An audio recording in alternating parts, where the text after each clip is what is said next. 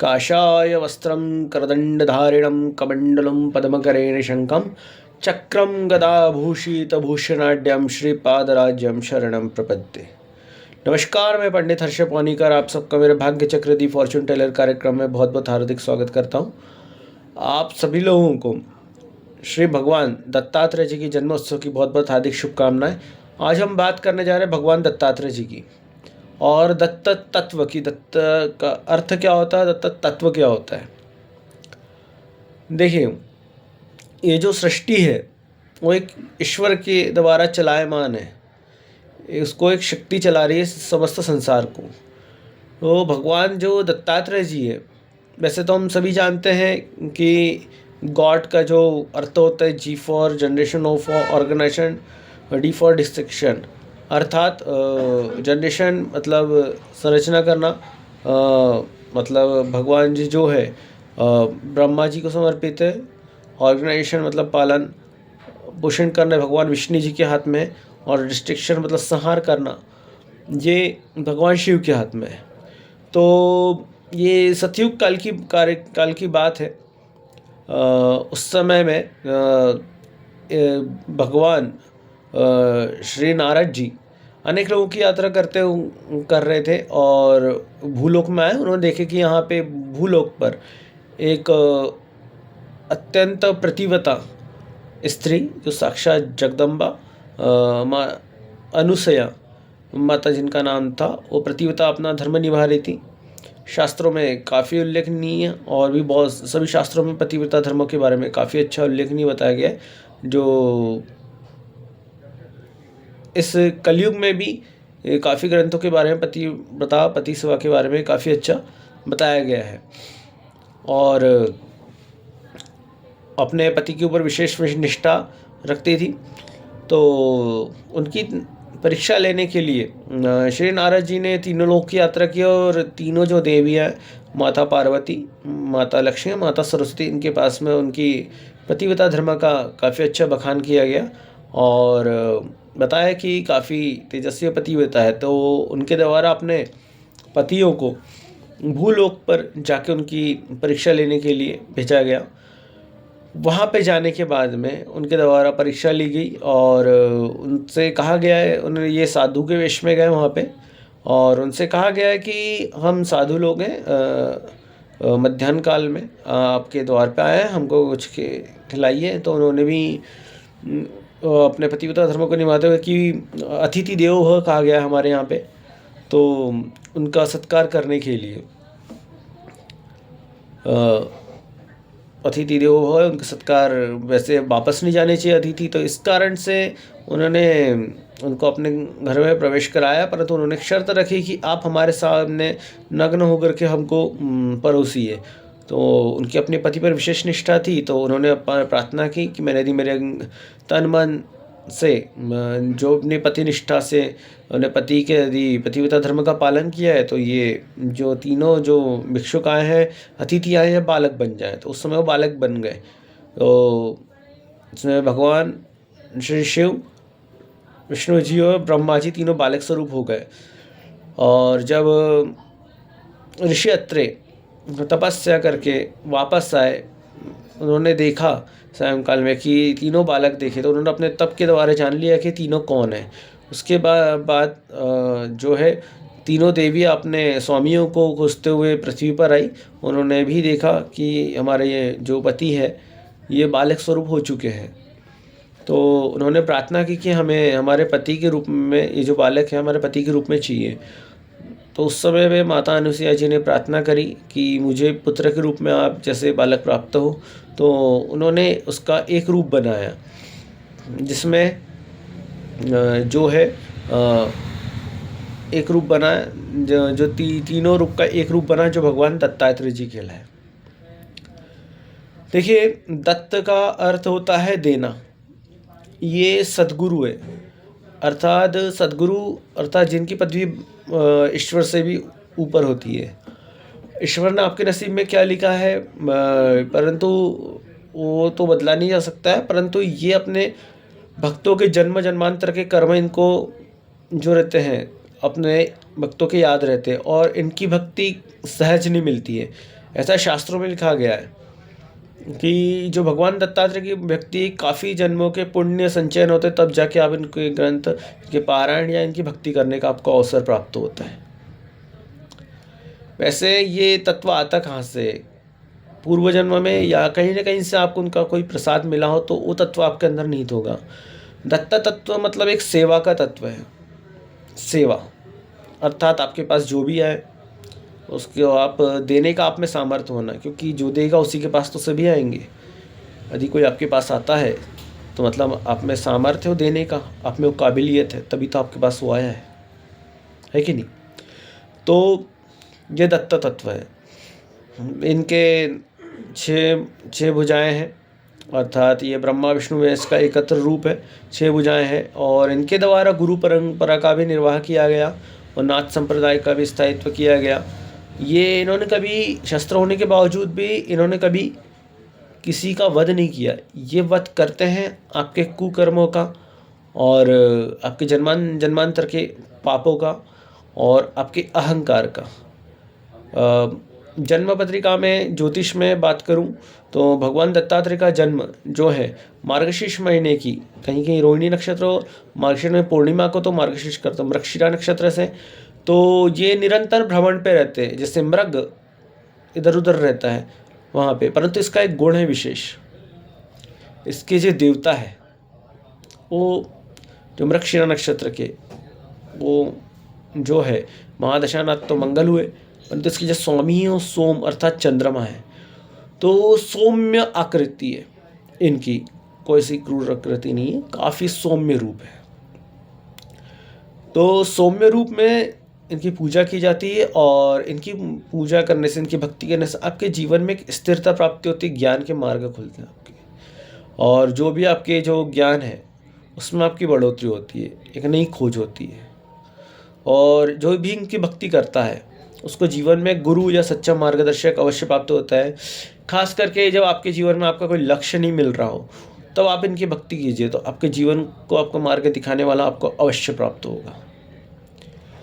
अब बात करूंगा मैं कि इनके कौन कौन से ग्रंथ है। देखिए, पहला तो इनका एक ग्रंथ है जो है पहला दत्तमहात्यम।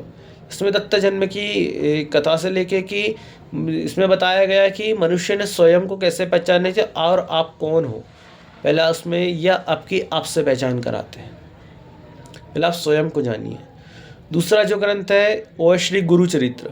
ये बताते हैं कि किस प्रकार से अपने चरित्र निर्वहन करना चाहिए, अपना चरित्र कैसे बनाना चाहिए और किस प्रकार से अपने सब करना है। उसमें भी अलग अलग कांड आते हैं, जैसे ज्ञान कांड आता है, कर्म कांड आता है, अलग अलग प्रकार के भक्ति कांड भी आता है कि भक्ति किस प्रकार करनी चाहिए, जीवन निर्वाह किस प्रकार करना, कैसे लोगों के साथ में व्यवहार करना चाहिए, सबको कैसी दृष्टि से देखना चाहिए। उसके बाद एक और ग्रंथ है श्रीपाद श्रीवल्लभ चरित्र, जो दत्तात्रेय भगवान का पहला कलयुग का अवतार है पीठापुरम में। इस ग्रंथ में काफ़ी गुण विषय से संबंधित बात की गई है, जैसे ज्योतिष या पूरी संपूर्ण प्रकृति को इसमें दर्शाया गया है। ये प्रकृति से कैसे क्या संबंध स्थापित करना चाहिए और प्रकृति हमें क्या प्रदत्त करती है, हम प्रकृति को क्या देते हैं, कैसे प्रकृति से अपने इच्छाएं पूर्ण करें, और हर एक छोटे अणु से लेकर के परमाणु तक, मतलब काफ़ी विस्तृत में बात की गई है। उसके बाद अन्य इनके भी और भी अवतार हुए हैं और साथ में दत्त पुराण भी है, और उसके बाद इनके द्वारा नाथ संप्रदाय का भी स्थापित किया गया। नवनाथ जो है, जैसे गोरखनाथ जी, मच्छिंद्र नाथ हैं, हड़वंग नाथ हैं, इनके भी स्थापित किए गए शबरी विद्या के द्वारा।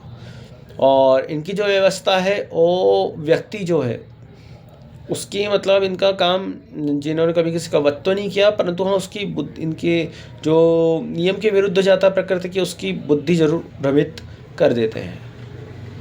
अब इनके जो नाम है, दत्तात्रेय है, दत्त, अवधूत है, ऐसे और दिगंबर, ऐसे 3 नाम है। तो देखिए, दत्त का अर्थ तो मैंने ये बताया कि देने वाला, जो आपको जो भी आपके इनकी शरण में जाओगे तो आपके जो भाग्य में या जो भाग्य में नहीं है वो भी आपको देने का सामर्थ्य रखते हैं। अवधूत जो अहंकार को आपके धोता है, अवधूत कहलाते हैं। और उसके बाद दिगंबर जो चहु और व्याप्त है, सारी सृष्टि में व्याप्त है। और आपके ऊपर हमेशा अपने भक्तों की कृपा रखते हैं। आप भले इनको भूल जाओ पर ये आपको बिल्कुल भी नहीं भूलेंगे।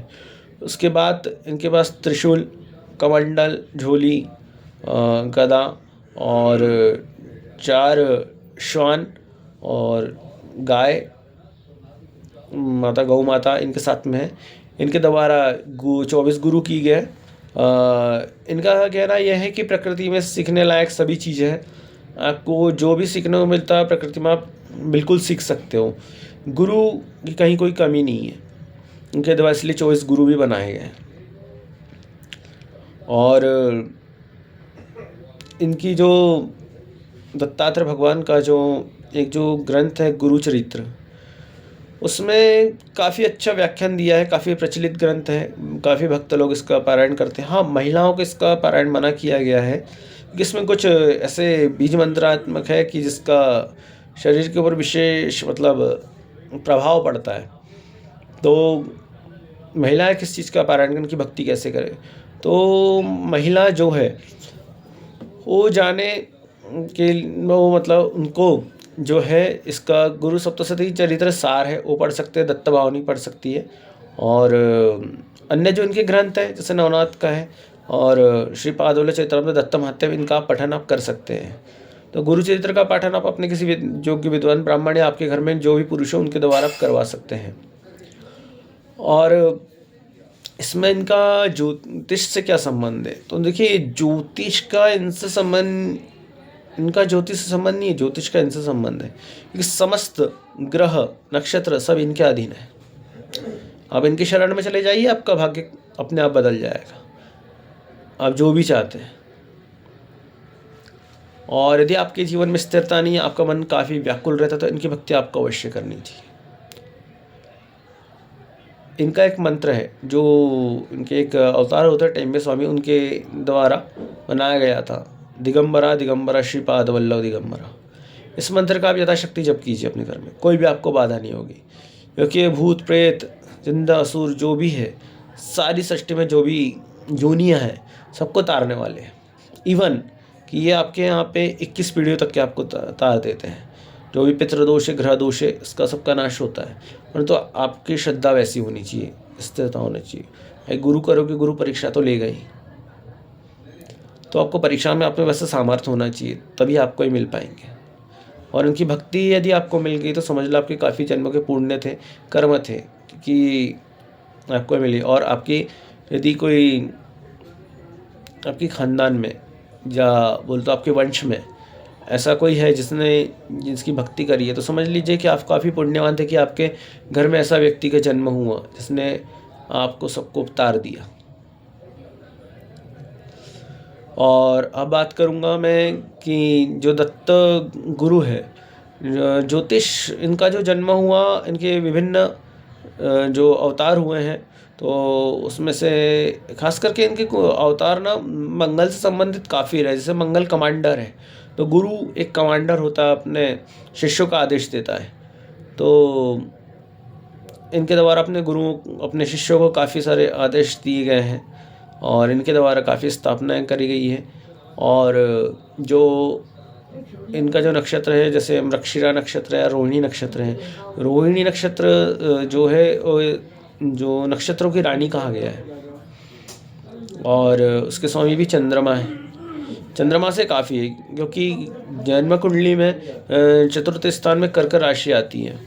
वहाँ के जो है एक नक्षत्र आता है पुनर्वसु, और एक नक्षत्र आता है पुष्य, और एक नक्षत्र आता है आश्लेषा।